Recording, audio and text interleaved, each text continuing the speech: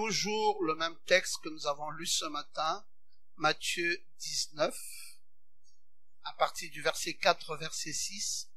Il répondit, n'avez-vous pas lu que le Créateur, au commencement, fit l'homme et la femme, et qu'il dit, c'est pourquoi l'homme quittera son père et sa mère et s'attachera à sa femme, et les deux deviendront une seule chair.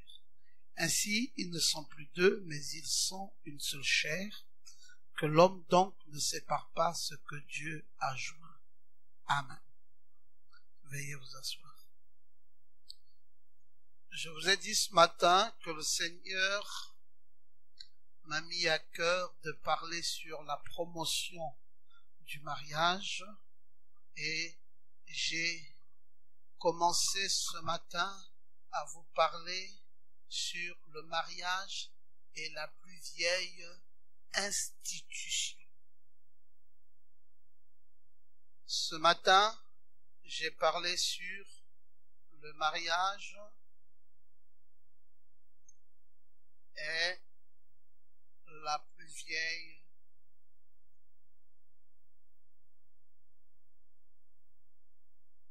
institution.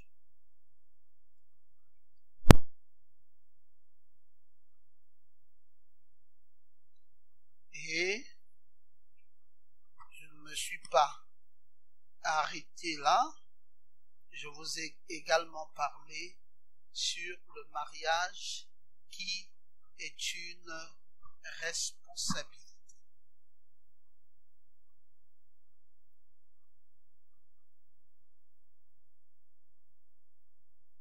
Le mariage est une responsabilité.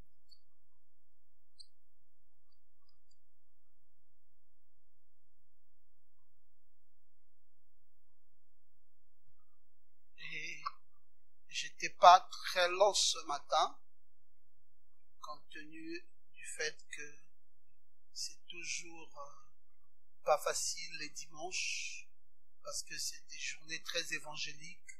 Il y a beaucoup de cantiques individuels, il y a beaucoup de requêtes, et il y a très souvent aussi beaucoup d'annonces, et ça prend essentiellement le temps, et on n'a pas beaucoup de temps pour tout un service de la parole. Et je voulais continuer cet après-midi en vous parlant du mariage qui est une question d'amour. Le mariage est une question d'amour.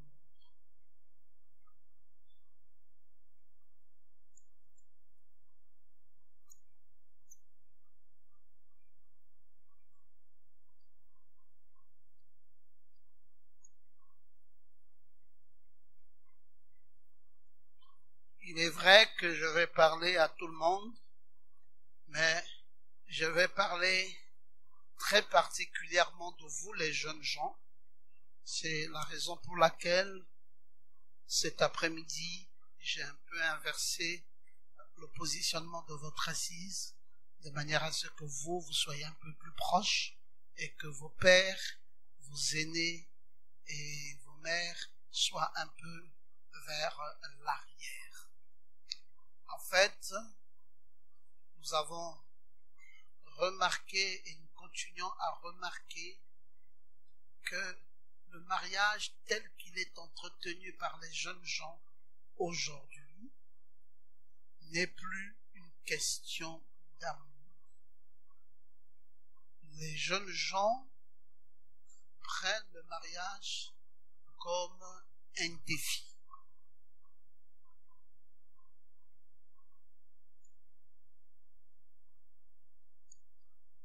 Ce garçon, je veux l'avoir. Qu'on monte, qu'on descende, il sera à moi. Ce garçon-là. Ah. Ou c'est moi ou c'est lui. On verra ça. Cette fille n'aura pas ce garçon. En tout cas, je ferai des mains et des pieds. Il faut que ce garçon-là, je puisse l'avoir. problème de défi. Et les jeunes garçons également disent, cette fille, elle me reviendra. Qu'on monte, qu'on descende, qu'il pleuve, qu'il vente, qu'il neige, cette fille, elle me reviendra. En tout cas, on verra ça. Mais je puis vous dire que je l'aurai. Elle me reviendra. Si ce n'est pas un problème de défi, alors le mariage, pour eux, devient un problème de prestige. Ne vous en faites pas, les parents. Vous allez voir, on va me doter. On va me doter. Moi, je ne serai pas doté comme celle-là. Hein. C'est pas avec les histoires de ma 100 000, de ma 200 000. Hein. Moi, là, quand on va me doter, ça va être des millions. Ça va être des millions. Ça va être des millions. Moi, quand je vais me marier, vous allez voir la robe que j'aurai. Vous allez voir ma couronne. Vous allez voir... non, moi, je ne ferai pas comme ça. Comme font ce que j'ai pu observer là. Non. Pour moi, ça sera vraiment chic. Ce sera un mariage. Ça sera quelque chose de fort. Je vais mettre le paquet. Je serai belle. Il y aura tous les repas. Il y aura toutes les robes. Il y aura tout ce qu'il faut. Il y aura un tintamarre. Il y aura un prestige. Il y aura des lumières. Il y aura. Alors, quand vous associez, vous jeunes gens, le mariage comme étant une question de défi, ou le mariage comme étant une affaire de prestige, vous avez fait quoi? Vous avez brisé le mariage. Le mariage n'est pas une question de défi. Le mariage n'est pas non plus une question de prestige. C'est encore moins un problème de compétition. Où je me compare à quelqu'un par rapport à son mariage. Le mariage n'est pas la compétition. Le mariage n'est pas une affaire où je suis en train de me comparer à quelqu'un qui avait fait et moi je ferai mieux que lui et moi je ferai ceci, je ferai cela. Et à cause de cette affaire de vouloir satisfaire le moi, parce que tout ce que vous voyez ici se résume en un mot, c'est le moi. Et à force de vouloir satisfaire le moi, on a cassé son mariage. Parce qu'on est allé avec l'orgueil. On a mis l'orgueil avant. On a mis le prestige avant. On a mis la compétition avant. On a mis le défi avant. On a mis le moi en avant-plan. Et le mariage a perdu tout son sens. Et vous allez voir que vous allez pousser un garçon à faire des dépenses énormes pour vous épouser. Et quand ce garçon va vous épouser, vous ne serez plus à la hauteur de ce que le garçon attendra de vous. Il va se faire beaucoup de peine, il va vous marier, mais vous en retour, en tant que jeune dame mariée, vous ne serez plus à la hauteur de répondre aux aspirations de ce jeune garçon. Parce que vous n'êtes pas allé sous une base vraie.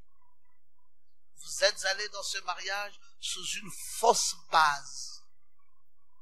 Vous avez mis le moi devant, vous avez mis votre orgueil devant, vous avez été orgueilleux, vous avez été dans la compétition, et vous avez fait tout ce que vous avez voulu faire qui n'a rien à voir avec le mariage. Vous avez voulu montrer à votre famille que vous étiez une femme valable, à vos cousines, à vos grandes sœurs, que vous n'êtes pas n'importe qui, et etc. À votre église, vous avez voulu démontrer, vous avez fait des démonstrations au cours de votre mariage, et vous faites beaucoup de choses qui n'ont rien à voir avec la réalité. Le prophète nous enseigne que le mariage, c'est avant tout une question d'amour. C'est une question d'amour. Je vous lis ça dans Hébreux chapitre 7, deuxième partie, le mariage est une chose honorable. Nous sommes au paragraphe 362. Il devrait être abordé avec prière et respect. Et un véritable amour pour cette femme vous liera ensemble pour toujours. Qu'est-ce que nous avons dit? Un véritable amour pour cette femme vous liera ensemble pour toujours. Ou un véritable amour pour cet homme vous liera ensemble pour toujours. Ce que vous liez sur la terre, je le lierai dans les cieux. Quand vous descendrez la rue plus tard, elle peut être devenue vieille, elle peut être devenue grise, elle peut être devenue ridée, mais ce même amour que vous aviez pour elle, quand elle était une jeune et belle femme, vous l'aurez encore. Dites Amen. Qu'est-ce qui peut donc expliquer que vous avez aimé une femme 20 ans plus tard, 30 ans plus tard, si on vous tend le micro et qu'on vous demande, dites-nous un peu, comment vous sentez cette femme? Vous allez voir quelqu'un qui l'avait mariée sous la base de l'amour.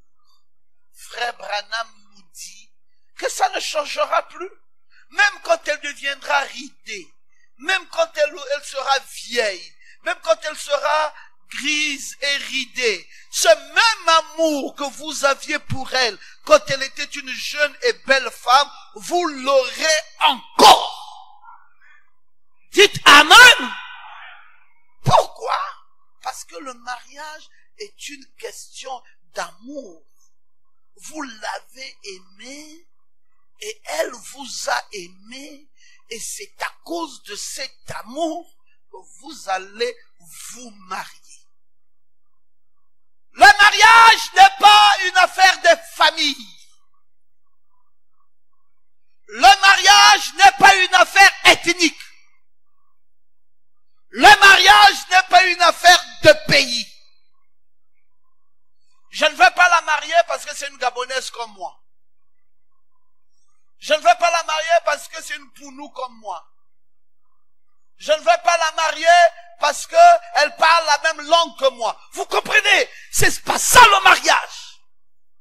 Le mariage n'a rien à voir avec le pays. Le mariage n'a rien à voir avec la langue que vous parlez. Le mariage n'a même rien à voir avec la culture. Ça peut être une personne qui n'a rien de commun avec toi sur le plan culturel. Elle ne connaît pas ta langue, elle n'est pas de ta culture, elle n'est même pas de ta contrée, elle n'est pas de ta province, encore moins de ton ethnie. Mais pourquoi tu dois marier une personne pareille? Tu maries cette personne parce que c'est une question d'amour. Jeunes gens, vous devez apprendre et vous devez être éduqués pour savoir que l'amour, que le mariage, c'est pas quelqu'un qui te dit, tu as vu cet homme, marie-le, ou tu as vu cette femme, marie-la. Non, la personne qui te montre quelqu'un ne te montre pas quelqu'un pour que tu le maries ou que tu la maries. La personne te montre quelqu'un pour une fréquentation. Dites Amen. Si je te dis, bon, regarde cette sœur, c'est comme si je suis en train de te dire, observe-la, étudie-la, essaye de voir si ça va marcher. Ou si je te dis à toi, sœur, regarde ce jeune homme, je te dis simplement, regarde-le, observe-le, et vois si ça va marcher. Mais, je n'ai rien dit de plus. Je t'ai présenté quelqu'un, on t'a présenté quelqu'un, mais il n'y a rien de plus. La vraie chose va se faire entre vous deux. Vous ne comprenez pas toujours le mariage, vous les jeunes gens. C'est la raison pour laquelle vous allez prendre vos copines avec qui vous étiez dans le monde, vous les amenez à l'église et vous voulez vous marier avec elles. Et les filles aussi vont prendre leurs copains avec qui ils étaient dans le monde, ils amènent à l'église et ils veulent se marier avec eux. Ce n'est pas ça le mariage. Le mariage, il n'est pas transposer son copain, il transposer sa copine. Et alors, celles donc qui n'ont pas de copains, celles qui n'ont pas eu de copines, qui n'ont pas eu la vie du monde, vont faire comment alors? Donc celles-là ne vont pas marier parce qu'elles n'ont jamais eu de copains ni de copines. Non! Ça se passe ici dans la maison du Seigneur. On te présente quelqu'un. Une sœur peut te présenter un frère. Le pasteur peut te présenter un frère. Un diacre peut te présenter un frère. N'importe qui, une grande sœur peut te présenter un jeune frère. N'importe qui peut te faire la présentation de quelqu'un. Toi, dans cette présentation, on ne t'a pas dit marie-le. Non, il n'y a aucune présentation qui se fait dans ces termes. On te dit présentation veut dire, voici, fais la connaissance. Fais la connaissance. Je te fais faire la connaissance de cet homme. Toi, tu étais peut-être ici, tu ne connaissais pas cette personne, mais maintenant je te fais faire la connaissance de cette personne. Ça veut dire que tu deviens très proche. Très proche. Mais dans cette connaissance, il y a tout de même une petite barrière. Parce que la connaissance là ne veut pas dire aller au lit. Mais la connaissance là veut dire rapproche-toi, rapproche-toi, rapproche-toi de la personne. Parce que c'est quand tu te rapproches de la personne que tu finis par faire sa connaissance. On échange le téléphone. Bonjour frère, comment tu vas? Ah, tu t'es bien réveillé ce matin? Oh oui frère, je me suis bien réveillé. Ah, gloire à Dieu, vraiment que Jésus soit béni. Ah, moi j'ai pas bien dormi. Oh sœur, tu as pas bien dormi, qu'est-ce qui ne va pas? Non, j'ai eu des violents maux de tête, mais est-ce que, comment tu te sens? Il est quand même 10 heures, c'est parti? Non, c'est pas toujours parti. Qu'est-ce que je peux faire pour toi, ma sœur? Ah, vraiment, je suis en train de penser que vraiment c'est des migraines. Il faut que je trouve peut-être un petit médicament. Mais est-ce que tu as de quoi payer le médicament? C'est justement ce qui m'embête parce que je n'ai rien de tout cela. Ne t'en fais pas, je te fais un petit RTL monnaie de 20 000 francs et tu vas t'acheter des médicaments. Ah, merci frère, vraiment que le Seigneur te bénisse. Paf, 20 000 francs est parti. Tu attires son attention. La sœur commence à comprendre que, vraiment quand je suis un peu embêté comme ça, ce frère-ci peut m'apporter un petit secours.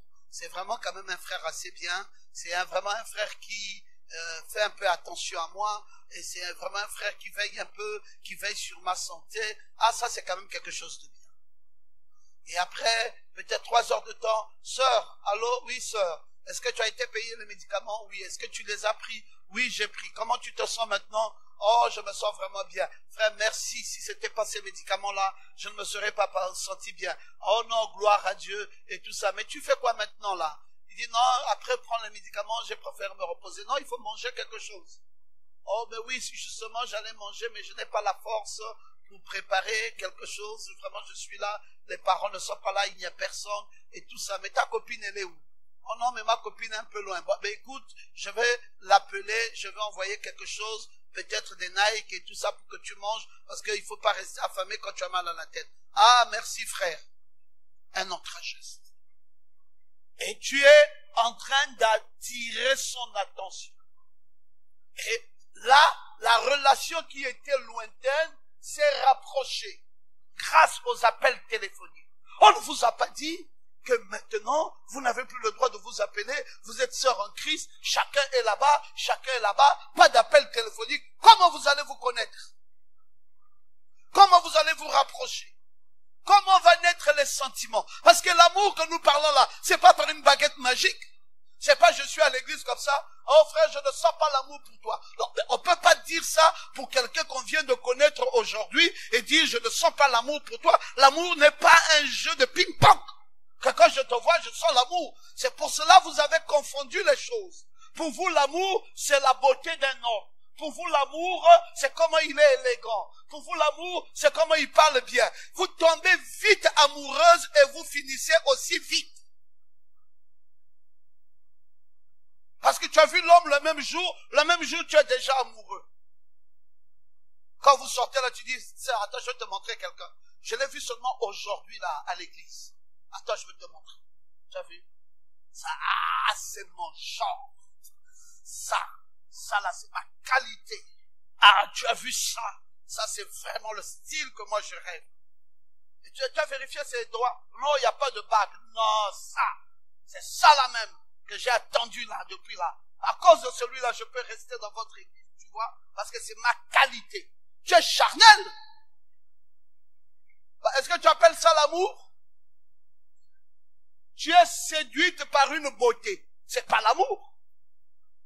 Tu as de la convoitise. Tu confonds la convoitise avec l'amour. Frère Branham n'a pas dit que le mariage est une question de convoitise. On peut aller prendre tous ces jeunes du quartier ici. On leur propose à chacun 10 000 francs pour faire des crochets ici. Vous allez les marier après. Demain, ils vous amènent fumer le chanvre avec eux. Parce que tu penses que quand tu vois un homme, c'est la qualité. Ça, c'est ma qualité. Ça, c'est la qualité là que je reste. Non, la qualité première d'une jeune sœur, c'est d'abord le caractère chrétien. La qualité que toi tu cherches, c'est le caractère chrétien. Tu vois le frère là? Non. S'il y a un frère dans cette église, c'est lui. Le frère est régulier à l'église. Il est ponctuel. Quand même tu parles avec lui, il est poli. Il a des égards. Il a une manière de faire. Non, tu vois Dieu dans ce garçon. Moi, je suis attiré par sa craintièté. Mais vous êtes attiré par un pantalon. Tu es attiré par une beauté. Tu es attiré par une élégance. Tu es attiré par une manière. Et c'est tout ce que tu veux. Et dès que tu as déjà localisé quelqu'un qui a les mêmes allures, qui est crade, et que tu as dit que c'est pour toi, tu ne veux même plus qu'une autre sœur cause à côté. Le jour où quelqu'un s'en approche, tu deviens comme un loup ravisseur. Car ça, j'avais déjà dit que c'est pour moi. Tu avais dit ça à qui? À Dieu, qui l'avait créé. On t'a dit que tu es venu ici pour consigner les hommes. Tu as dit ça à qui? Et tu consignes quoi? C'est un repas? Vous faites trop d'erreurs, vous les jeunes gens. C'est la raison pour laquelle vous ne vous mariez pas. Parce que dans vos têtes, vous avez les leçons du monde. Et vous n'êtes pas déconnecté avec les leçons du monde. Et vous venez à l'église avec les notions du monde. Tout ce qui se fait dans le monde. Le modèle du monde est votre modèle de vie. Et quand vous arrivez à l'église, nous on ne vous suit plus, on a du mal même à vous suivre. Parce que ce qui est bourré dans votre tête, c'est pas l'amour. Ce qui est bourré dans votre tête, ce sont les convoitises. Ce qui est bourré dans votre tête, c'est un homme stylé. Ce qui est bourré dans votre tête, c'est une femme stylée. Donc vous n'avez pas des choix comme le Saint-Esprit, comme aimer la parole, aimer l'église, affermi. Donc ça, c'est pas dans le style de vos choix. Vos choix sont élégants, beaux, qui parle bien, hein, tu vois, même quand il marche, il est raffiné, il casse les carreaux et puis ça mène où? Déconnectez-vous du monde. Suivez les notions de Dieu. Frère Branham a dit, si cet homme a eu de l'amour pour cette femme, même quand elle sera ridée et qu'elle sera devenue vieille, il l'aimerait toujours de la même manière que lorsqu'elle était jeune. Dites Amen. Parce que cet amour était fondé sur la vérité de la parole. Ça n'avait rien à voir avec la convoitise, ça n'avait rien à voir, c'était une affaire qui était allée dans le cœur. Donc, la peau a changé, mais l'amour est resté. La vieillesse est tombée, mais l'amour est resté. L'argent peut même s'échapper des poches, mais l'amour reste. Tout va rester parce que c'était le réel amour, qui n'est pas conditionné par l'argent d'un homme, qui n'est pas conditionné par quoi que ce soit. C'est un amour réel. Est-ce que je peux vous entendre dire Amen?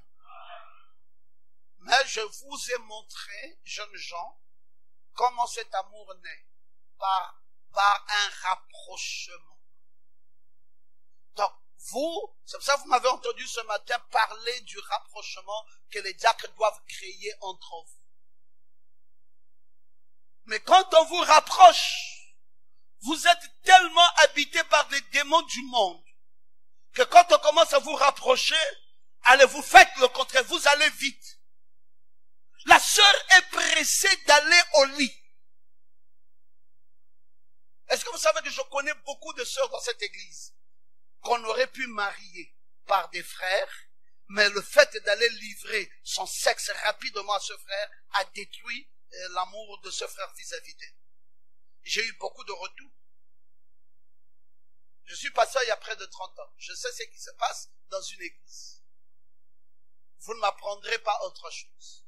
Quand toi, sœur, tu es pressé à aller te livrer chez un frère, parce que tu veux le piéger, il faut savoir que ce frère-là ne te mariera plus.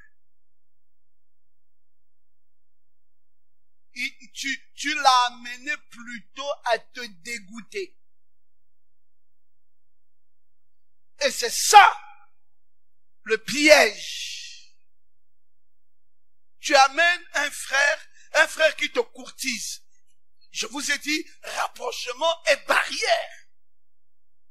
Je n'ai pas mis rapprochement et on se traverse les pieds. Rapprochement et barrière. Parce que si le frère est proche, oui, téléphone, d'accord. Tu viens me voir, non, viens avec un autre frère, s'il te plaît. Ne viens pas seul. Oh, mais pourquoi? Moi, je serais gêné, j'ai des choses à te dire. Non, si tu veux me dire, donc tu vas me dire ça au téléphone. Mais si nous sommes nous deux dans une chambre, c'est dangereux. Si nous sommes nous deux dans un espace trop seul, c'est dangereux. Alors frère, le pasteur m'a enseigné. Je suis une fille enseignée. Je suis la fille du docteur Ngoma. Il m'a enseigné que le rapprochement met la barrière. Parce que nous sommes vulnérables dans la chair. Oh, mes soeurs, mais alors si c'est comme ça, c'est pas la peine. Ah, frère, je comprends donc que tes intentions sont démoniaques. Je préfère que ça soit pas la peine.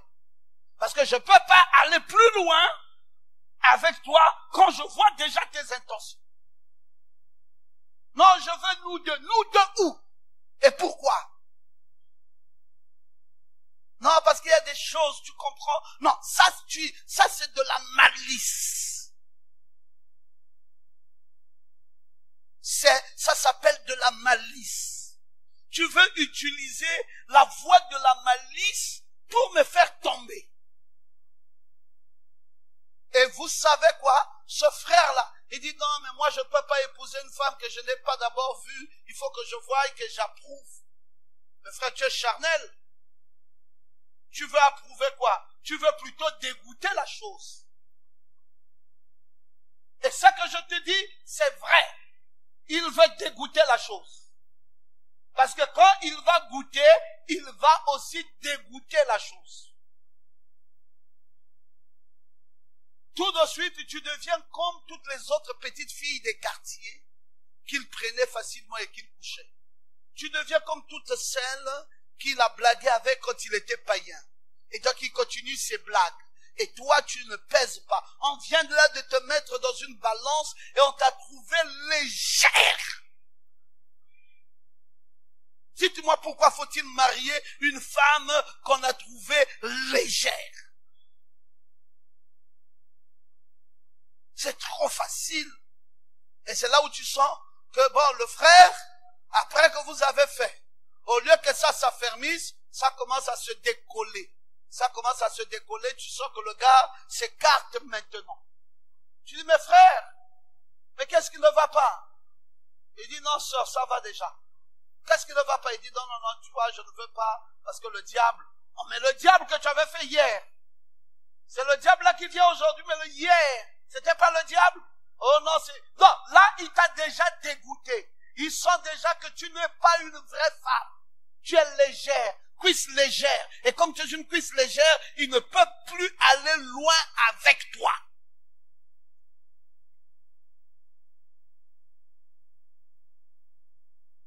C'est une question d'amour. L'amour naît par le rapprochement.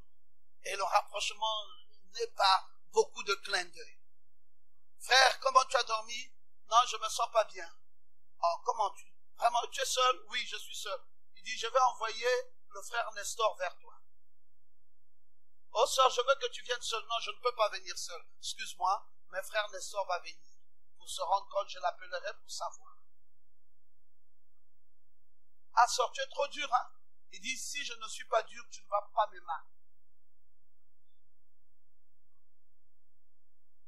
Oh, et tu me dis ça cache. Oui, oui, frère. Non, mais tu es trop dur. Je dis, je suis dur parce que je sais ce que je veux. Je ne suis pas en train de chercher un copain. Je ne peux pas quitter le monde, traverser tout ça, venir jusqu'à l'église, là où il y a Dieu, juste parce que je cherche un copain. Mais frère, quand même, si c'est un copain, mais ça existe dans le monde. Comment je vais laisser le monde et je viens à l'église, là où il y a la parole, là où il y a Dieu, et c'est ici que je viens chercher un copain. Mais je suis folle, frère. L'église ici, si je viens ici, je vais chercher un époux. Je ne veux pas chercher un copain, je veux chercher un époux. Et pour que le gars là considère que je suis une vraie femme, et qu'il paye le prix et qu'il fasse tout ce qu'il doit faire, je dois bloquer les pieds.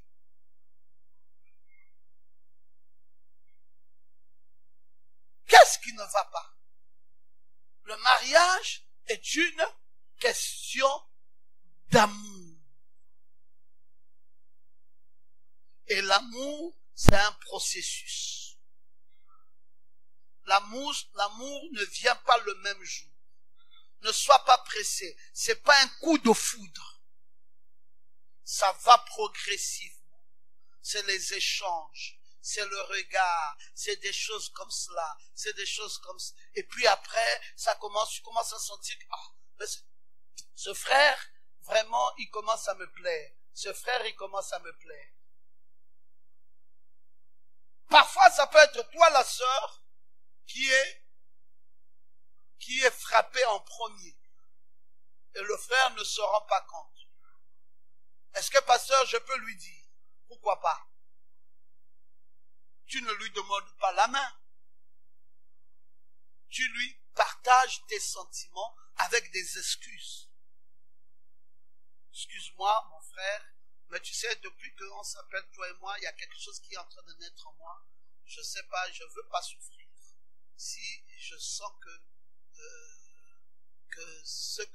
ton approche vis-à-vis de moi, je ne sais pas quelles sont tes intentions, mais si c'est vraiment des intentions d'une amitié, simplement une amitié dans le Seigneur, vraiment frère, il faut m'excuser parce que chez moi, ça commence à prendre une autre dimension et je préfère éteindre ça dès maintenant avant que ça ne se développe. Dis-moi, qu'est-ce que je fais? Il peut te dire, oui, c'est vrai, tes sentiments là ou les sentiments là ne sont pas des bons sentiments. Moi, je ne pensais pas à ça. Je pensais simplement que je te fréquenterais comme cela, mais je n'ai jamais imaginé que ça soit une affaire d'amour. Alors, oui, donc je n'ai jamais pensé que ça soit une affaire de sentiments. J'ai simplement pensé que tu étais une bonne sœur. Ok, d'accord. Merci frère, je respecte ça. Non, il n'y a pas de poisson.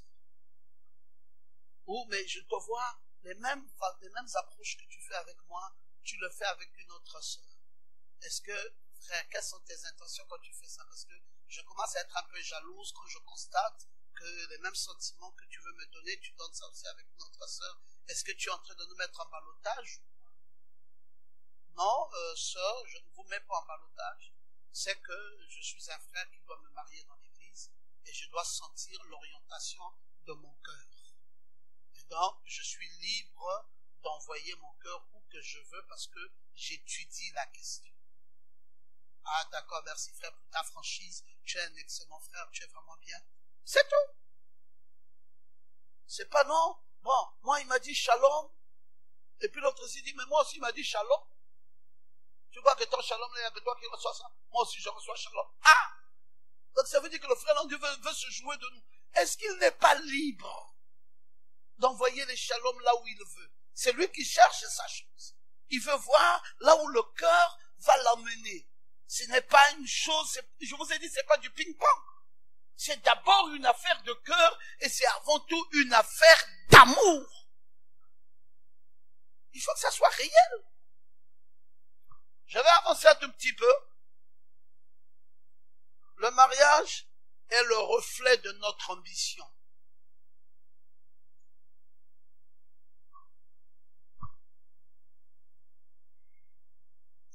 Le mariage est le reflet de notre ambition.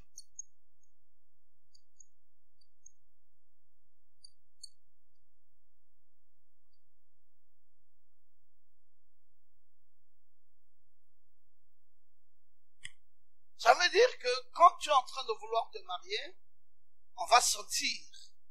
Frère Branham nous dit, dans le choix d'une épouse, que le genre de femme qu'un homme choisira, de plus, ça reflètera son ambition et son caractère. Le genre de femme que toi tu épouses reflète ton ambition et reflète ton caractère. Si tu veux aller choisir une femme dans le monde, tu es mondain. Si tu veux choisir une femme parce qu'elle porte des habits collants, c'est parce qu'il y a encore la mondanité en toi. Si tu veux choisir un homme parce qu'il est élégant, ça montre simplement, ma fille, que tu es encore charnel. Le choix de ton mariage reflète ton ambition, reflète ton caractère. C'est le reflet de notre ambition. Ce que tu choisis là montre qui tu es. Montre la qualité de la personne que toi tu es. Qu'est-ce que tu es en train de choisir? Tu n'as pas le droit d'aller choisir un païen.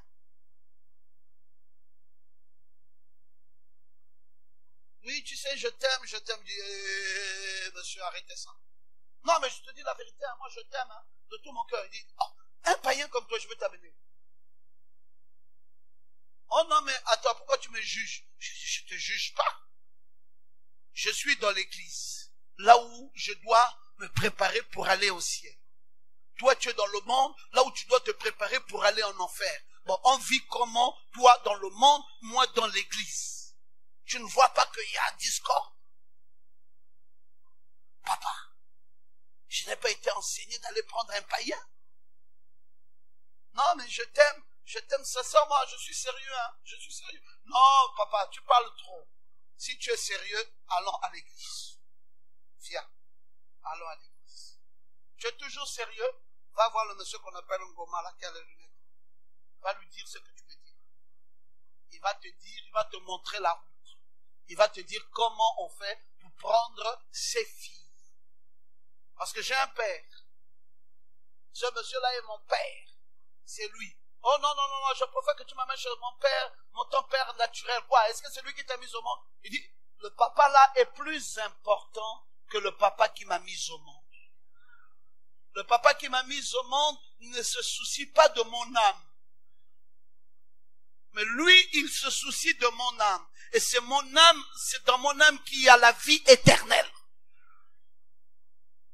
Donc, va voir ce monsieur-là, qu'on appelle le pasteur Ngoma là. Il est plus important que mon papa qui m'a mis au monde.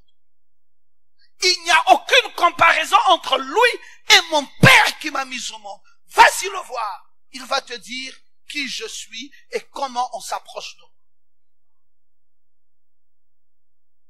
Oh non, moi, vos histoires des églises là. Bon, alors donc laisse-moi tomber.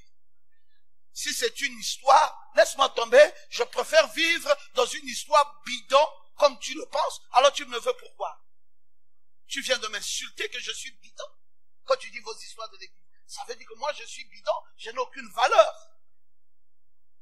Ne t'approche plus de moi, c'est fini. Vous savez, on appelle ça le caractère. C'est pour ça que Branham dit, le genre d'un homme, le genre de femme qu'un homme choisira, de plus, ça reflètera son ambition et son caractère. C'est quoi ton caractère? Moi, je ne peux pas accepter qu'une fille qui fréquente l'église soit une bénie, oui, oui. Oui, oui, oui. Bon, quand tu finis l'église, tu viens me voir, hein? D'accord, j'arrive. Non, parce que je t'avais réservé un petit 5 000. Oh, merci, merci beaucoup. Bon, regarde, tu reviens encore demain. Mais moi, je vais sortir très tôt, hein. Je sors à 5 heures du matin. Donc, viens très tôt parce que tu viens prendre les autres 10 000 qui restent. Oui, je serai là. 5 heures du matin, tu sors là, les jambes mouillées et la tête en bas. On te cherche à l'église, on ne te voit plus. Parce que tu es en train de te souiller. Tu n'as plus le courage d'affronter Dieu. Tu n'as plus le courage de venir à l'église. Il t'a manqué quoi? Il t'a manqué le caractère. Tu dois avoir le caractère. Tu ne vas pas te laisser faire aussi facilement comme ça. Le prophète de Dieu dit, si un homme choisit la femme qu'il ne faut pas, ça reflète son caractère. Donc il y a les femmes qu'il faut et il y a aussi les femmes qu'il ne faut pas. Et s'il choisit une femme qu'il ne faut pas, ça reflète son caractère. Ça montre à suffisance quel genre d'homme il est. Ça montre quel genre de femme c'est. Église du Logos, ce que nous attendons de vous maintenant, c'est le caractère. Nous allons vous rapprocher, mais nous nous rapprochons avec le caractère. Nous ne vous rapprochons pas pour gaspiller. Nous ne vous rapprochons pas pour la bordellerie. Nous ne vous rapprochons pas pour faire du gâchis. Nous vous rapprochons pour la respectabilité, l'honorabilité. Et si vous voulez que nous obtenions des grands succès dans cette église, mes enfants, commencez par mettre en pratique ce qu'on vous enseigne. Si vous voulez que nous obtenions des grands résultats, commencez par mettre en pratique ce que nous vous disons. Oh non, bon, mais moi, écoute, tu habites où? Ah bon, j'habitais chez mon père, il n'y a plus personne là-bas et tout ça. Ah, tu peux même venir habiter si je veux te libérer une chambre. Non, je ne peux pas. Je ne peux pas habiter chez un homme qui ne m'a pas épousé. C'est un scandale. C'est une honte. Oh non, moi je suis chrétien, je ne ferai rien. Non, tu ne mets pas un singe avec la banane et tu lui dis ne fais rien.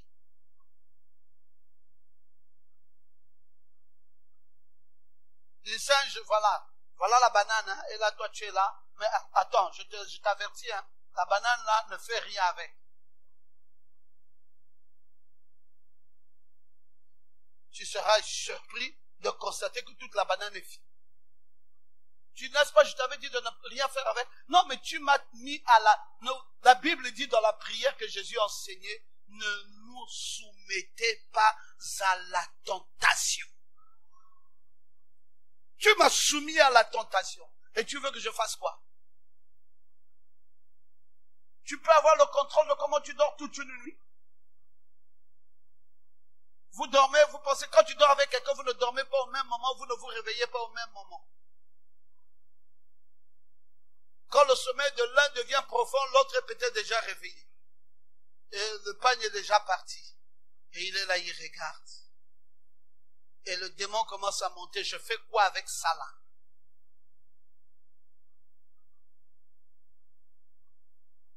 Je fais quoi avec ça là que je vois là?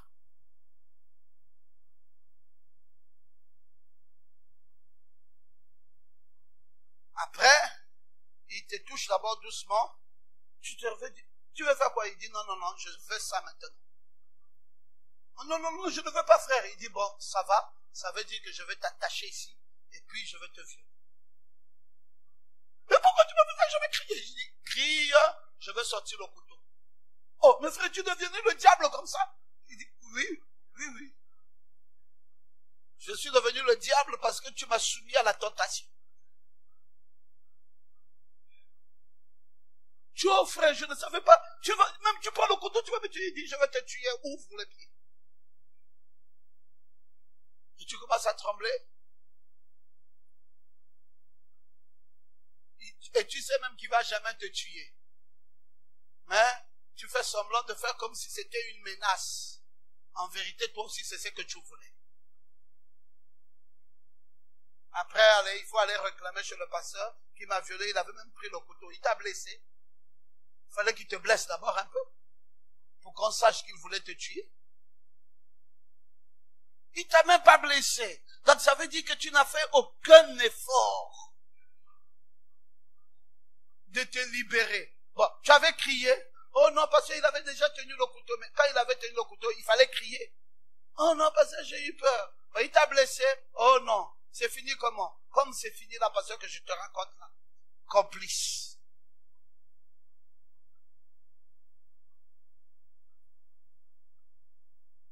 Vous riez. Mais c'est ça qui reflète vos ambitions. Votre caractère. C'est quoi le caractère? Le caractère, c'est dire non. Vous devez apprendre à dire non quand il faut dire non. Et vous devez apprendre à dire oui quand il faut dire oui. Cet homme te respectera.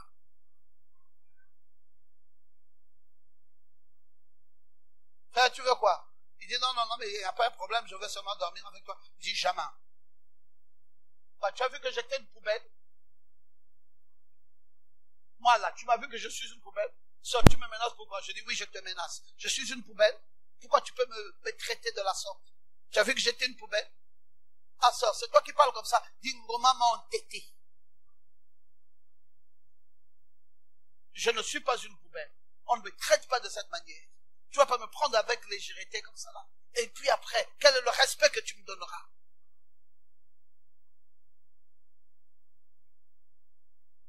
Ce à quoi il se lie montre ce qu'il y a véritablement en lui. Une femme reflète ce qu'il y a dans l'homme qu'il a choisi pour épouse. Cela montre ce qu'il y a au fond de lui. Peu importe ce qu'il déclare, observez quel genre de personne il a épousé. Peu importe ce qu'il déclare, quel genre de personne il a épousé, c'est ce qui montre qui il est véritablement.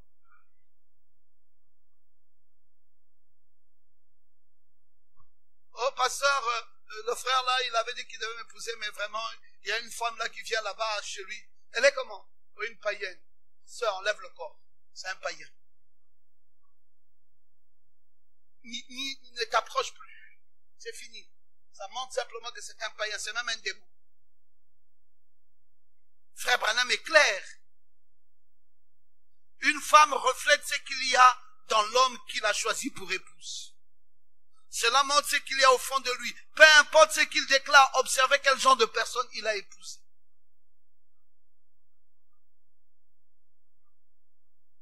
Pourquoi beaucoup de nos sœurs ici traînent? Mais c'est parce que les frères d'ici n'ont pas le type de caractère qu'ont ses sœurs. Quand vous voyez parfois une sœur rester longtemps dans l'église vierge, vous allez vous dire, mais pourquoi on ne l'a pas épousée? Mais elle n'a pas eu un répondant qui reflète sa nature. Et on avait dans l'église des bourou-bourou. Quand on voit une sœur qui est calme, pure, vraie, personne n'en veut. On veut quoi? On veut une bourou-bourou aussi comme lui-même. Branham dit ça, vous ne pouvez pas tromper ça. Ce qu'il y a en vous, c'est ce qui va se refléter chez la personne que vous choisissez. Quand vous êtes calme et vous êtes vrai, vous ne chercherez que ce qui est calme et vrai. Et une vraie personne qui aime Dieu, même quand on a dit rapprochez-vous là, si vraiment il y avait la crainte de Dieu dans votre cœur, chacun de vous viendrait voir le pasteur. Toc, toc, toc. Pasteur, je voudrais vous rencontrer. J'étais en train de demander si le frère Condé, hein, c'est Condé. Il est là, le militaire, qui habite derrière. Ah non.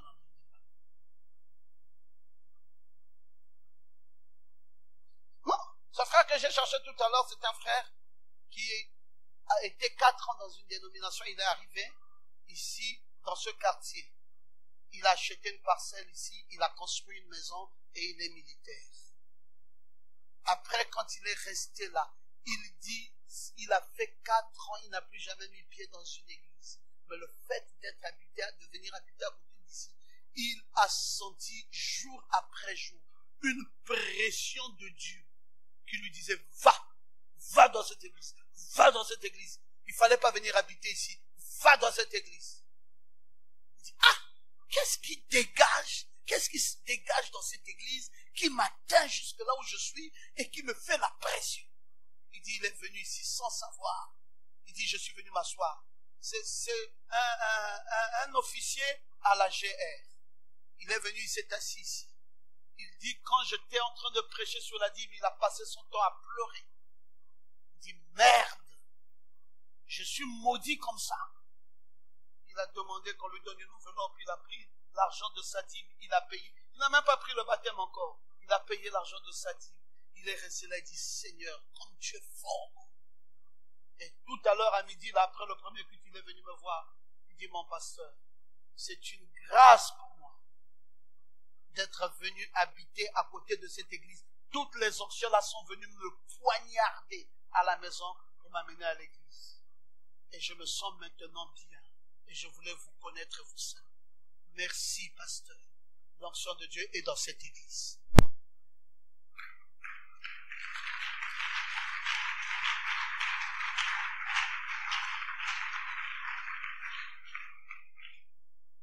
C'est quoi ton ambition? Quelqu'un qui a une vraie ambition, tu dois venir voir le pasteur. Tu dis, bon, pasteur, maintenant là je sens que la parole de Dieu m'a coincé.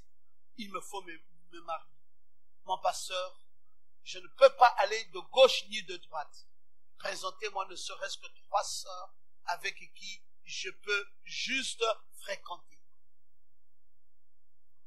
Je dis, bah, tiens ce numéro, tiens aussi ce numéro, tiens ce numéro. Allez, vas-y.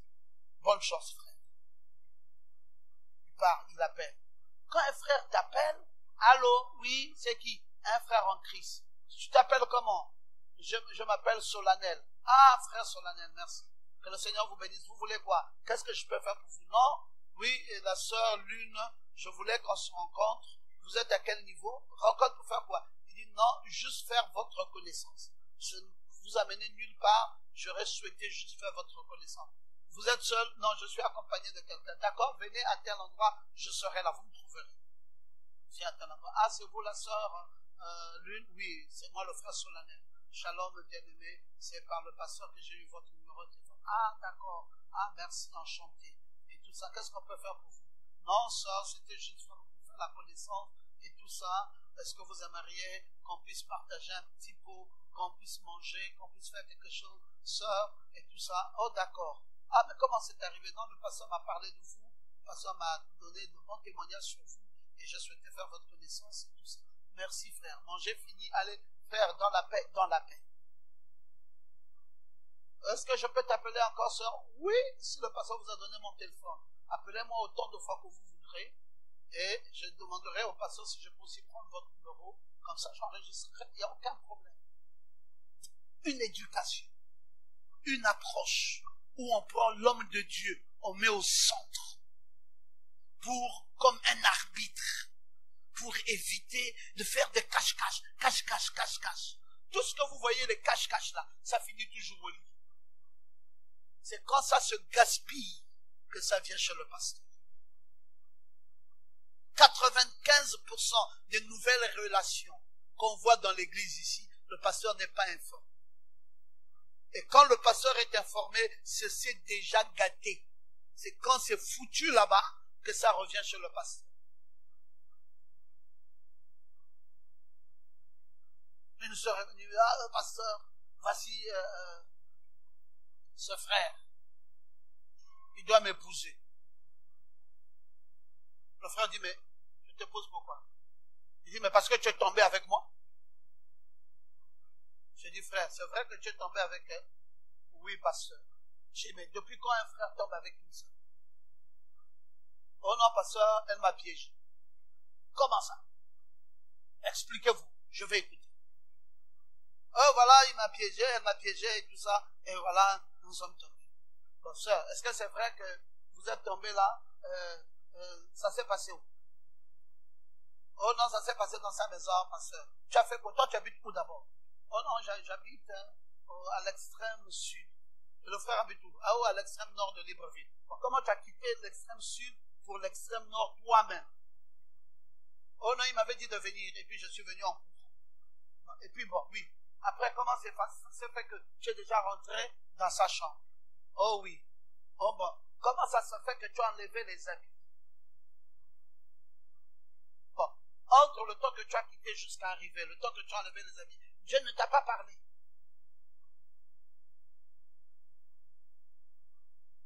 Oh non, pasteur, bon, en principe, pasteur, si un frère tombe avec toi, il doit te marier, non? J'ai dit non, il doit te goûter cadeau.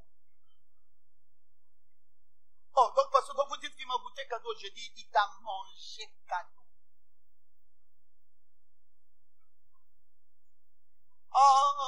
Je dis, eh oui, sœur.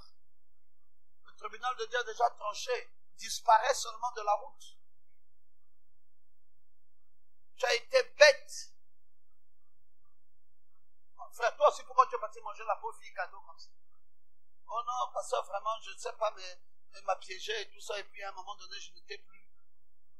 Je dis, frère, toi aussi, c'est un démon. Va chasser ces mauvais esprits, frère. Oh, maintenant, pasteur, maintenant, on fait comment avec lui? J'ai dit, oubliez-vous l'un à l'autre. Quand il y a un accident, vous déposez seulement les pièces, et puis les assurances vont régler. C'est un accident. Déposez les pièces, les assurances vont régler. C'est fini. Tu n'auras plus la voiture là dans la forme qu'elle était. Et ainsi de suite. Soyez sages. Nous voulons vous accompagner. Nous voulons vous aider. Nous peinons dans nos cœurs de voir la façon dont vous vous comportez. Nous voulons que quelque chose de réel soit là. Nous voulons qu'il y ait le témoignage de l'Église, le témoignage chrétien, le témoignage du message. C'est un plaisir quand une sœur monte ici, avec un frère sincère et vrai, et qui se demande la main, parfois ils n'ont rien, mais vous allez voir comment ils vont se battre et la vie va réussir.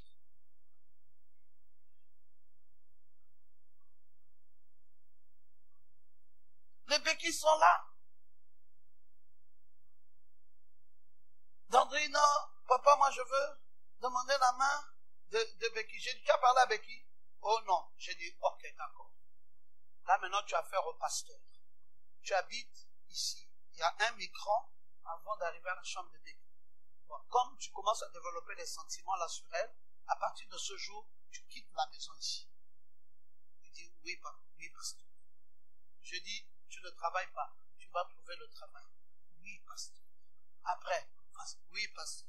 Une semaine, ce monsieur-là a déjà trouvé son travail, il est déjà parti louer ses 4 murs.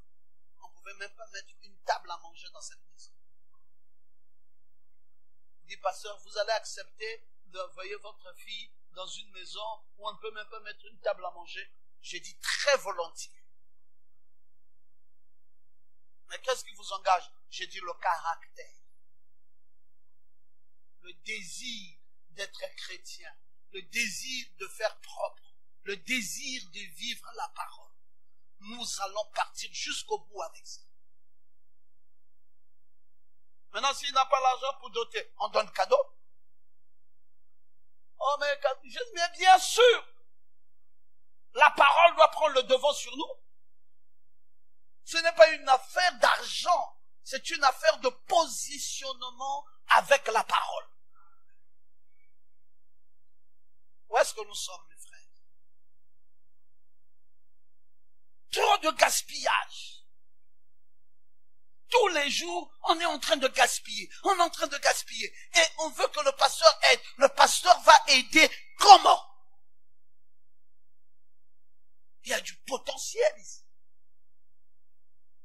Nous avons dans cette église un grand potentiel. Une église où vous avez plus de 30 frères qui ne sont pas mariés, plus de 30 sœurs qui ne sont pas mariées, et parmi lesquelles des vierges et tout ça. Mais c'est un potentiel. Mais qu'est-ce que nous faisons de ce potentiel? Nous crachons dessus. On cherche les mamies Wata. Et les mamies Wata là, on ne sait pas ça viendra d'où.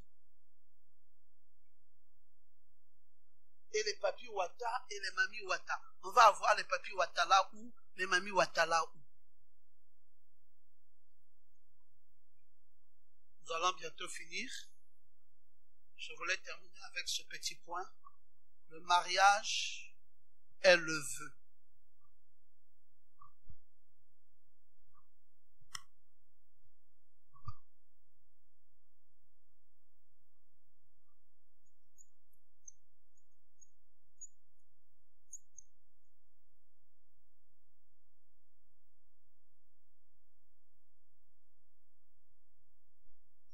Peu importe combien vous vous appréciez,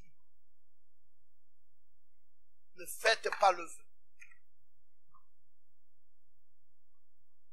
Ne dites pas à cette femme, moi je veux t'épouser. Question-réponse numéro 3, je vais dire ça. C'était une erreur pour vous de le faire. Le mariage appartient à la maison de Dieu. Mais comme vous êtes mariés, voici à quel moment vous êtes réellement mariés. Vous êtes mariés lorsque vous vous faites le vœu l'un à l'autre. Lorsque vous vous promettez l'un à l'autre que vous êtes, que vous allez vous prendre l'un à l'autre, le juge de paix pourra vous donner une autorisation, ce qui n'est qu'un terme juridique, qui vous permet de vivre légalement comme mari et femme, sans être concubin ou concubine.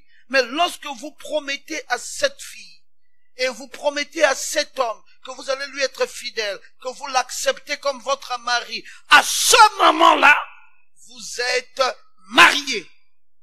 Vous vous souvenez que je l'ai expliqué la semaine dernière, je crois, voyez-vous, lorsque vous lui promettez, voyez-vous, et c'est là le problème. Frère, en principe, on ne devait pas vous faire monter ici pour faire le vœu. Le vœu pouvait rester même dans le quartier. Au quartier. Mais pourquoi nous sommes obligés de faire monter les gens pour faire le vœu ici? Mais c'est parce que il y a trop de tricherie. Quelqu'un dit là-bas, non, il m'a promis parce qu'il m'a promis le mariage. Ah! Frère, tu as promis le mariage? Oh non. Quoi? Tu veux nier que tu m'as promis? Tu m'as pas promis le mariage? Tu as dit que tu vas me marier, tu veux nier ça? On dit, sœur, calme-toi d'abord. C'était quoi? Parce que je peux vous dire, au nom de Dieu, c'était à tel endroit, à telle heure, à tel jour. Frère, c'est vrai. Il dit, pasteur, je n'ai pas promis le mariage. Bon, sœur, comme la sœur dit, le frère dit qu'il t'a pas promis le mariage, laissons tomber. Non, mais pasteur, c'est vous qui vous avez enseigné dans la parole que le mariage c'est la promesse. Il m'a fait la promesse, il m'a fait le vœu. Vous voulez que je fasse quoi avec ça? Mais vraiment, moi je me sens lié parce que j'ai accepté. C'était des histoires comme ça, on a dit, bon, écoutez, c'est simple. Désormais, ne faites plus vos vœux là-bas. Venez le faire ici. Pour que nous tous, nous voyons, nous tous nous entendons, nous tous nous scellons le vœu. Parce que si vous le faites là-bas, après il y a un qui vient toujours dire non, je ne reconnais pas avoir fait ça.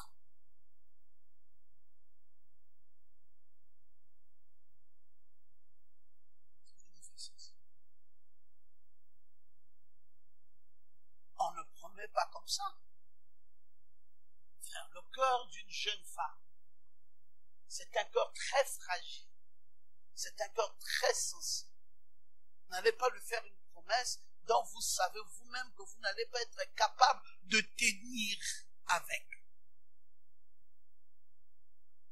Oh bon, écoute. Là, vraiment, le Seigneur est merveilleux. Hein? Il a touché mon cœur. C'est bon. Je te promets, je vais t'épouser. La fille dit, ok, merci Seigneur, gloire à Dieu. J'accepte. 6 mois après, le cœur du même garçon noircit.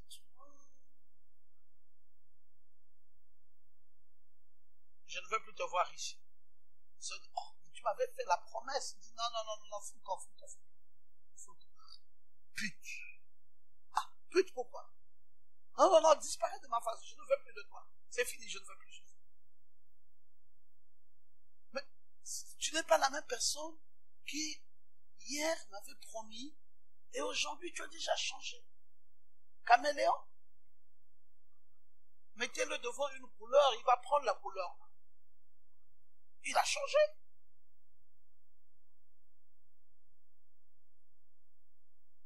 C'est pour cela quand un frère veut te faire des aveux, pas un vœu. S'il dit je promets de te marier, dis non, frère. Écoute ce que Pasteur Ngoma nous enseigne. Tu me feras cette promesse, on va monter à la chair. Tu vas dire ce que tu veux me dire là maintenant. Tu vas dire ça devant Dieu, devant l'homme de Dieu, devant les saints. Pour que ça soit réel. Pour le moment, tu me dis que tu m'aimes, tu m'estimes. Ça, tu peux me le dire. Que je t'aime, je t'estime. Mais ne me dis pas que je veux t'épouser.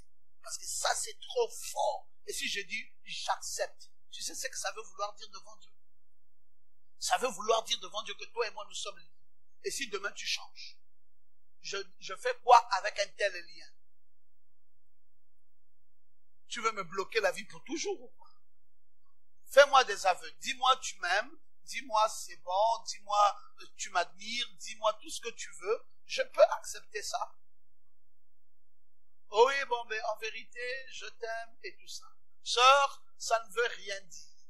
Ça ne veut pas dire que quand il t'a dit ça, allez, tu viens maintenant aller chez lui à la maison. Tu commences à lui laver les habits. Allez, tu commences à rentrer à la cuisine. Tu commences à lui faire à manger. Oui, parce que ce frère, il m'a déjà fait des aveux. Il m'a dit qu'il m'aime. Mais t'aimes là ne veut pas dire que tu es devenu son esclave pour aller lui laver les habits, lui faire... Non!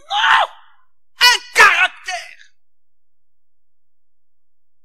Oh soeur, mais maintenant comment je vais t'apprécier si tu ne me laves pas les habits? Non. Il nous est pas enseigné dans l'église. Je laverai tes habits, frère, quand tu me mettras la bague. Tu ne m'as pas mis de bague. Même pas la bague de fiançailles. Tu veux que j'aille te laver les habits en vertu de quoi et pourquoi? Je vais te faire à manger en vertu de quoi et pourquoi? Je vais repasser tes habits, balayer ta chambre, arranger ton lit. Pourquoi? Il y a quoi entre toi et moi? On n'est que de simples amis. Je ne suis pas lié à toi, tu n'es pas lié à moi. Nous sommes des frères en Christ. Tel que je suis ici, n'importe quel frère peut m'épouser. Et toi, n'importe quelle sœur peut t'épouser. Et nous mettrons fin à ça quand nous monterons ici. C'est quand nous serons derrière cette chair qu'on va faire le vœu. En ce moment-là, tous les frères tournent le dos à ma vie. Toutes les sœurs tournent le dos à ma vie.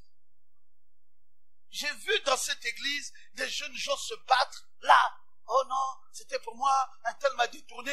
Mais détourné, ils sont montés ici. Qu'est-ce que vous appelez détourné? Les histoires qu'on fait dans le quartier, nous ici, on ne prend pas ça en compte. Si vous voulez prouver que c'est votre femme, montez. Et quand vous montez là, allez jusqu'au bout du processus.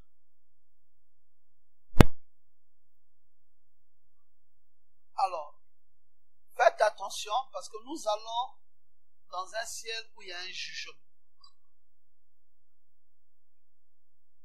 On peut prendre beaucoup de choses à la légère, mais nous ne savons pas, frère, ce qui nous attend de notre côté là-bas. Ça peut être préjudiciable pour beaucoup d'entre vous, jeunes filles. Préjudiciable. Vous savez ce que ce mot-là veut dire? Ça veut dire que tu arrives là-bas, tu as fait des vœux en cascade et tu vas trouver une longue file de femmes. Et Dieu commence à te juger en fonction de ça. Tu dis, mais quand est-ce que j'ai marié toutes ces femmes-là? Il dit, mais chaque fois que tu faisais des vœux, tu sais ce que ça voulait dire? tu es condamné parce que tu as fait des vœux que tu n'as jamais respectés. Tu es un aventurier. Tu as troublé des cœurs. Ne faites jamais de vœux. Ayez la crainte de Dieu. Ne vous prononcez pas si vous n'êtes pas sûr à 100%. La fréquentation ne veut pas dire, allez, je me prononce. Ça, d'ailleurs, je suis même pressé. Je vais déjà te dire, je vais te pousser. Mais pourquoi tu es pressé? Prions d'abord. Mets-toi ça dans la prière. Si on est fait l'un à l'autre, on va se marier. Mais prenons quand même ne fût-ce que 1 mois, 2 mois, 3 mois pour chercher la face de Dieu, pour prier.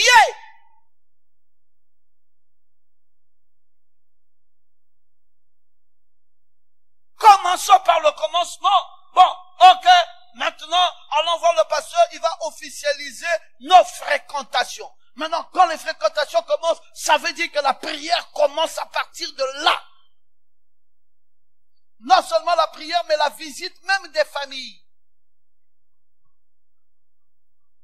Parce que la fréquentation là, c'est beaucoup de choses. On doit s'assurer de beaucoup de choses. Et c'est là où le jeune homme, tu prends la décision de chercher un vrai travail. Parce que tu dois faire face à une responsabilité. Comme on a écouté ce matin ici, le mariage est une responsabilité.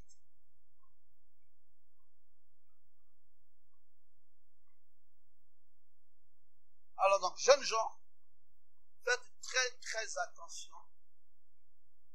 Parce que vous êtes en train de vous engager dans une histoire où vous ne savez pas. Frère Branham dit dans question-réponse numéro 2, du 23 août 64, on dit, Frère Branham, quelle est la signification d'une rupture? Les gens sont-ils libres de se marier ou est-ce simplement un mot pour désigner le divorce? J'aimerais avoir quelques renseignements à ce sujet. Il dit certainement qu'ils sont mariés. Étant donné qu'ils ont fait ce vœu, ils sont mariés.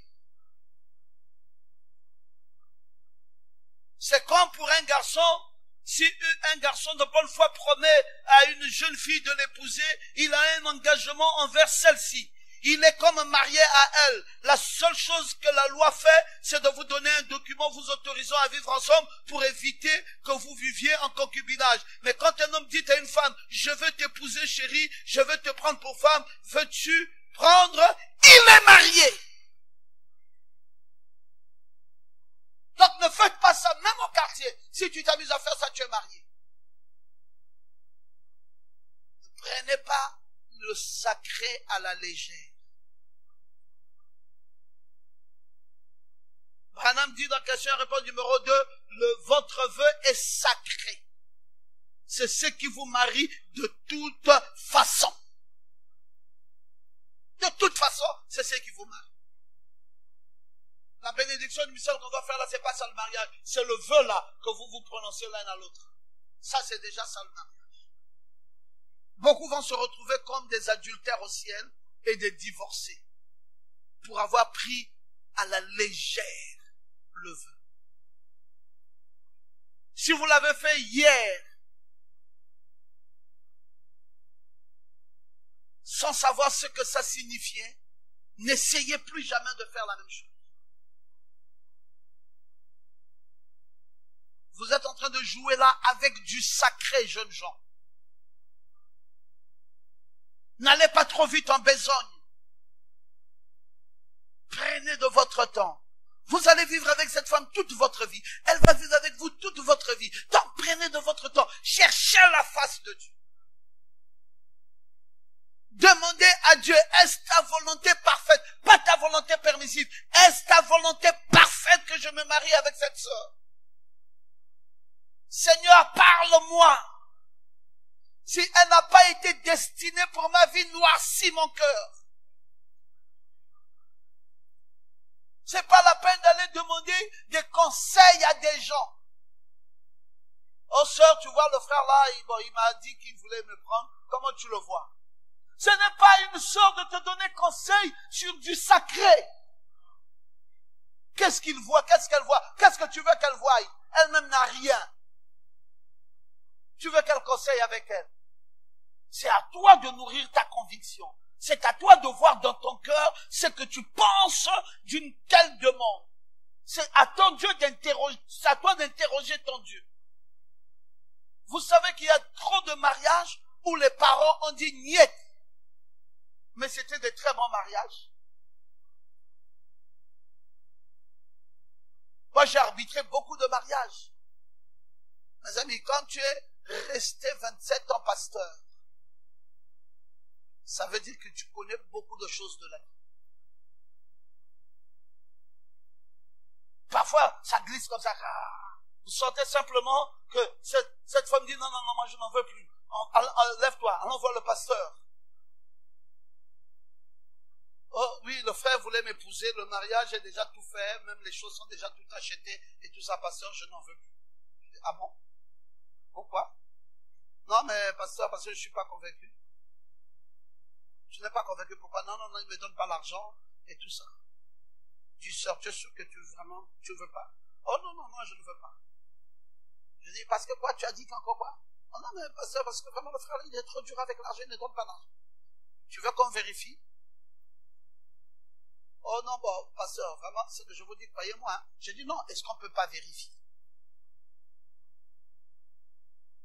Oh non, bon, mais pasteur, bon, je ne sais pas, j'ai dit non, je vérifie. Oh, bon, je mets le haut-parleur. J'ai dit, allô, oui, frère, shalom, pasteur. Mais je savais que tu fréquentais telle soeur, n'est-ce pas vrai? Oui, pasteur. Est-ce qu'il t'arrive quand même de lui donner des choses? Il dit, pas plus tard qu'avant hier, je lui ai donné 100 000. C'est vrai? C'est vrai. C'est vrai. Je dis, ok, merci frère. Je rapproche. Je dis, qu'est-ce que tu m'as dit tout à l'heure? Il est égoïste. Oh papa, c'est seulement les 100 000 là. Tu veux que je rappelle encore? Je dis, mais tu as des démons. À la veille, tu veux détruire. Qu'est-ce qui ne va pas? Oh non, parce que c'est ma famille. Tu vois, ma famille m'a dit. Le mariage n'est pas une question de famille. Tu dois interroger Dieu. Quand ça ne sera pas bon, c'est Dieu qui répondra. Quand ça sera bon, c'est Dieu qui répondra.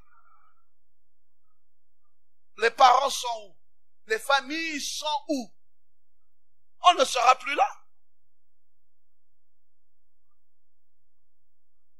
On ne sera plus là, mes frères. Voilà Viviane, non? Voilà son épouse. Ils sont mariés. Voilà leur bébé là. Mais ils étaient serrés, collés. Ils aimaient beaucoup leur père, le beau-père. Mais il est où aujourd'hui? Il n'est plus de nôtre. Il est parti de l'autre côté. Bon, si ça dépendait de lui, ça veut dire que quand il meurt, le mariage là aussi devait mourir. Mais ça ne dépendait pas de lui. Ça dépendait de ce que Vivien avait aimé Brenda, de ce que Brenda avait aimé Vivien, et c'est tout. Les gens peuvent ne plus vivre, le mariage là va subsister. Arrêtez de focaliser votre mariage sur les dires des parents, sur la conception des parents, sur les influences extérieures, sur tout ce qui est... Non, mettez votre mariage sur la base de la sincérité de votre cœur. Mettez votre mariage sur la base de la prière et mettez votre mariage sur la base du vœu. Un vœu sincère. Oh mon frère, ça fait déjà 3 mois que tu m'as fréquenté. Est-ce que tu as vu les défauts? Dis-moi si tu as vu les défauts. Non, écoute, je suis pas, la fréquentation ne veut pas dire que je viens voir tes défauts. Ou je viens chercher tes défauts. Parce que si vous cherchez les défauts de quelqu'un, frère Branham dit, le diable vous en montrera. La fréquentation veut dire que je veux voir la faisabilité. Pas je viens regarder et chercher les défauts. Je viens voir la faisabilité. Est-ce que c'est possible pour moi de t'épouser?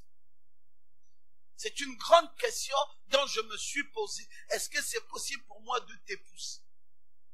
Et alors, je commence à regarder des aspects plus importants que les défauts. Je regarde le cœur, je regarde l'amour, je regarde le caractère, Je regarde la vie ensemble, toi et moi. Déjà dans notre amitié, est-ce qu'on se supporte? Déjà quand on est amis là, est-ce qu'on se comprend? Déjà quand on est amis là, est-ce qu'on parle le même langage? Déjà quand on est amis là, est-ce qu'on a les mêmes aspirations? Déjà quand on est amis. Mais quand on est amis, on doit être des vrais amis avec les mêmes goûts, les mêmes plaisirs, les mêmes joies. Je m'en vais à l'église, qu'est-ce que tu en penses? Dis-moi aussi, j'aime ça. Je note. Un compagnon à vie pour aller à l'église ensemble. Maman, tu es sur le point de dormir? Oui. Est-ce qu'on peut prier un peu avant que tu ne dormes? Oui, papa. Engageons. Le monsieur élève la voix. Seigneur Jésus, fais grâce. On ne sait pas, on sera peut-être appelé un jour à être ensemble. Nous aimerions toujours penser à la prière. Souviens-toi de notre pasteur, souviens-toi de notre vie, souviens-toi de la foi au Logos, souviens-toi des jeunes gens. Engage la foi. Seigneur, que nous aimons notre église, que nous soyons engagés, que nous faisons des choses. C'est bien. C'est très bien. Mais si ça là, on n'a pas ça de commun. La prière, on ne peut pas avoir de commun. Aimer Dieu, on ne peut pas avoir ça de commun. La vie, il n'y a aucune vision qui concorde.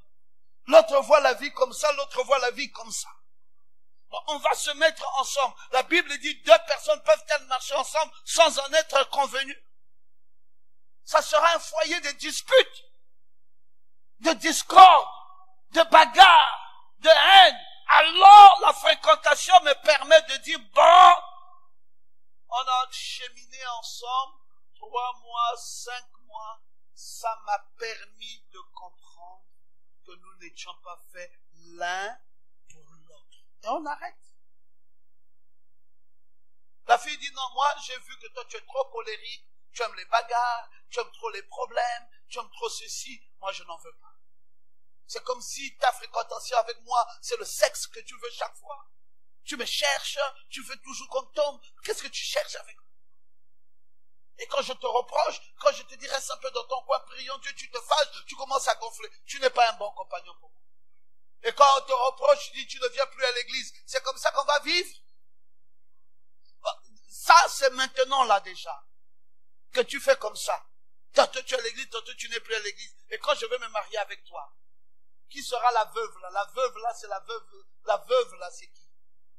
Tu veux m'amener à perdre le vrai mari qui est Jésus pour que je sois une veuve dans ta maison? Papa, maman, avant que nous ne traitions cette affaire de mariage, je dois voir ta conviction pour Dieu. C'est ça le but même de la fréquentation. Je vois comment tu aimes Dieu, je vois comment tu es engagé pour Dieu, et je sens aussi comment tu peux pardonner quelqu'un. On ne peut pas vivre avec quelqu'un qui n'a pas de pardon, quelqu'un qui est rancunier, quelqu'un qui est colérique. On s'est trompé hier, ou je me suis trompé. Tu es fâché. J'ai dit pardon, pardonne-moi. Vraiment, c'était pas fait exprès. Non, non, je ne veux pas. 2 jours, est-ce que c'est fini, la colère est passée? Écoute, je t'ai dit, ne m'appelle plus, hein. 1 semaine. Après, bon, ça va, c'est fini. Ta colère dure 1 semaine. Non, moi, je ne me marierai pas avec un homme dont la colère dure 1 semaine. Qu'est-ce que je veux avant de m'engager dans un vœu de mariage? Je dois m'assurer. Et c'est pas la peine de faire des longues fréquentations qui peuvent tourner en dérisoire. Une fréquentation longue qui peut tourner en dérisoire. Donc, je fréquente quelqu'un dès que nos convictions commencent à se fixer, mais on fixe le mariage. Mais on n'est pas prêt. Qui a déjà été prêt avant d'être marié? Qui peut lever sa voix parmi nous les mariés pour dire j'étais prêt avant que je ne sois marié? Papa Nathalie, tu étais prêt avant que tu ne sois marié? Bon, c'est pas toi qui t'allais prendre le crédit pour qu'on aille marier ta femme. Gabriel, tu étais prêt? Nous ne sommes pas partis prendre le crédit.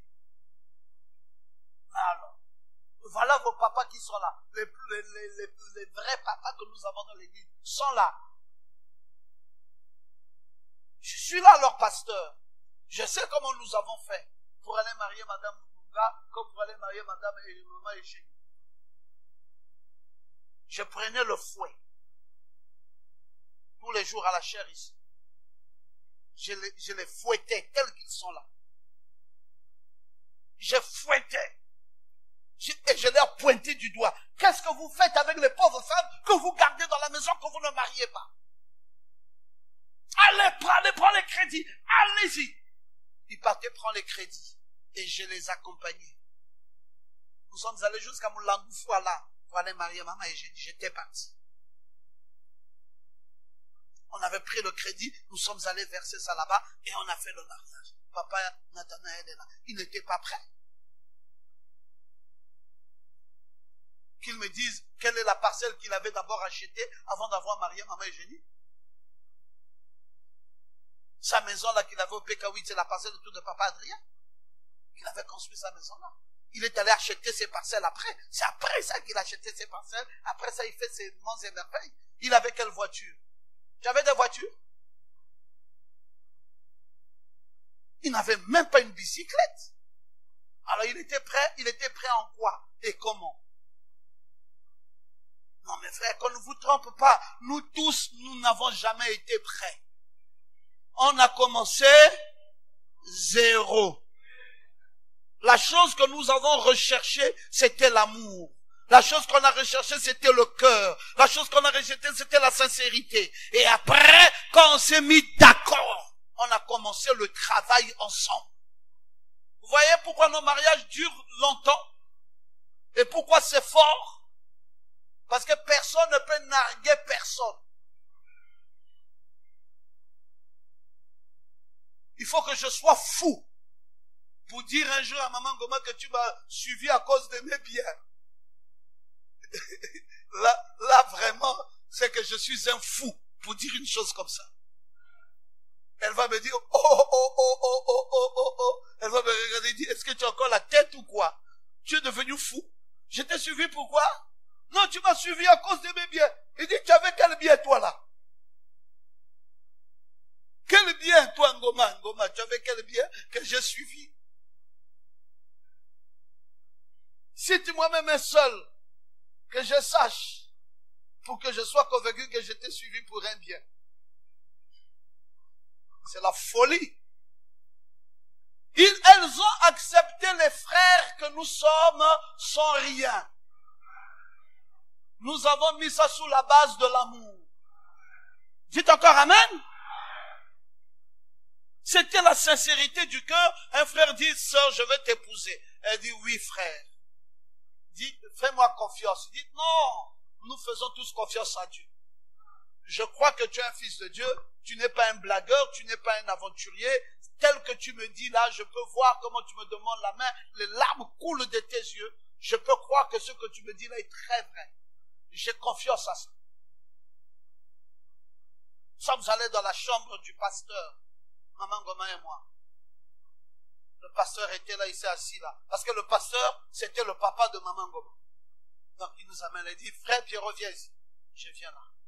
Il commence à prêcher à sa fille. Ah, attention, je te mets en garde. Si tu acceptes toi-même là, tant pis pour toi. Tu vas aller en enfer avec ça. Parce que là, vous là, menace, fini. Toi aussi, frère Pierrot. Attention, je te mets en garde. Et tout ça, fini. Il dit, est-ce que tu tiens toujours à demander la main? Je dis, oui, pasteur. Ah! Dis-moi pourquoi. Je dis, mais parce que j'ai aimé. Dis, non, dis encore bien. J'ai dit, parce que je suis sincère. Et parce que je suis chrétien.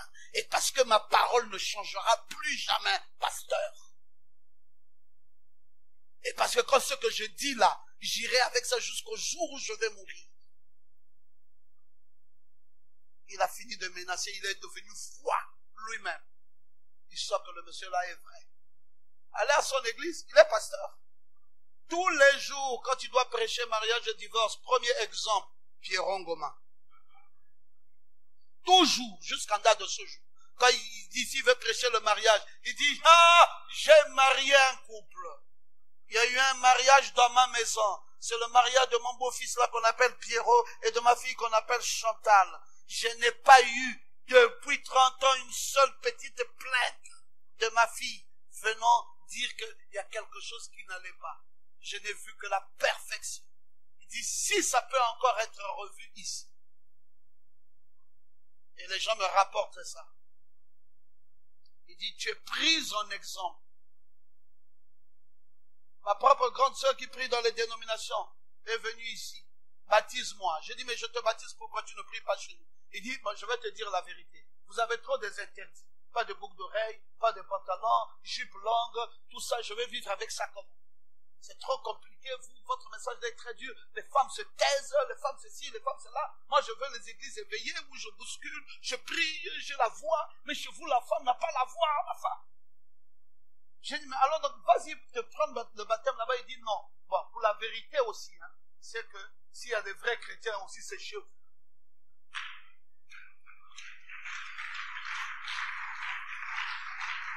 J'ai dit, mais, oh, mais je comprends plus. Il y a 10 mois, il y a clairement ce que tu veux. Il dit non, on vous a observé.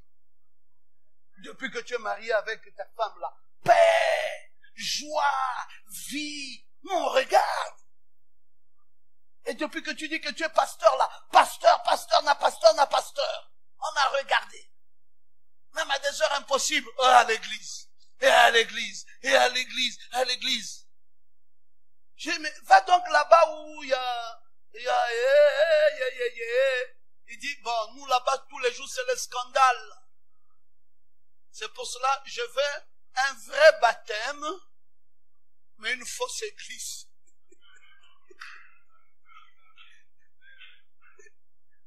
Oui, elle me l'a dit clair, hein, cache.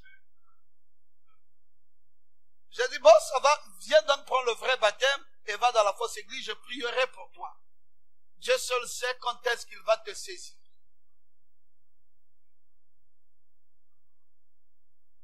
Vous savez, beaucoup de choses viennent avec le temps. Il y a beaucoup de conversions qui ne marchent pas vite. Il faut, dans la vie, parfois, il faut être patient avec les gens. Hein, vous allez voir parfois, oui, parce que là où elle était dans la foi qu'elle était avant, et la foi où elle est aujourd'hui, j'ai vu une évolution. C'était Maïkari, papa. Il n'y a pas le nom de Jésus là-bas. Maïkari, c'est le mitama, le mita. Tu portes une histoire ici comme un fétiche. Tu mets ça, on appelle ça le mitama. Et tu prends ta main là, tu transmets la lumière. Et tu as un petit sanctuaire là où tu nourris les ancêtres, les esprits. Et chaque soir, elle devait aller dans cette petite cabane, elle met la nourriture, elle reste 1 heure de temps, elle dit, on avait dit que les esprits ont mangé. Mais ça a évolué, maintenant elle dit, au nom de Jésus, est-ce que c'est pas déjà une évolution? C'est que nous sommes sur la route. Ça va prendre le temps que ça va prendre. Donc, gloire à Dieu, j'aimerais vraiment que nous comprenions la nécessité d'être vrai, la nécessité d'avoir un vrai caractère, la nécessité de faire un vœu, la nécessité de marcher convenablement, la nécessité d'être un vrai croyant. Est-ce que nous pouvons dire amen? Merci Seigneur.